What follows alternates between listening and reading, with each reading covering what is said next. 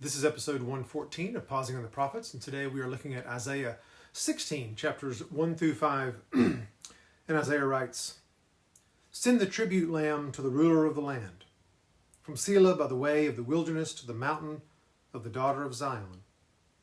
Then like fleeing birds or scattered nestlings, the daughters of Moab will be at the fords of the Arnon.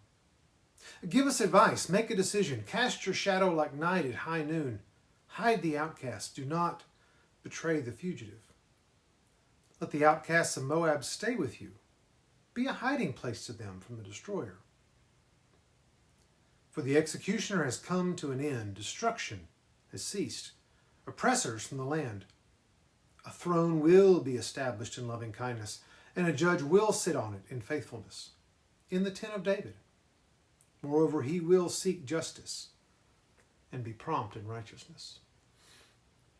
The oracle against Moab, which we started a couple weeks ago, continues. Now we see the Moabites asking Israel for help.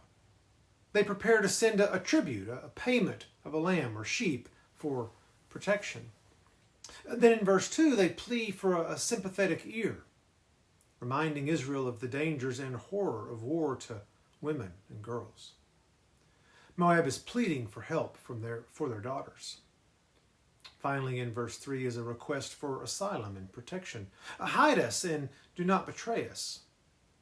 And what is the response at the end of verse 4 and verse 5? Well, it's the promise of a Davidic king, one who will rule faithfully in justice and righteousness. He is the one Moab must look to. He is the one being offered, who will end oppression and destruction. His throne will be established in loving kindness, and so the offer is made. Will Moab submit to the Davidic king? What about you? That is still the offer. We find ourselves beset by enemies, both physical and emotional, and we want someone to help us. But are we just looking for temporary help, asylum? Or are we looking for a savior? And are we willing to submit to his rule and his reign?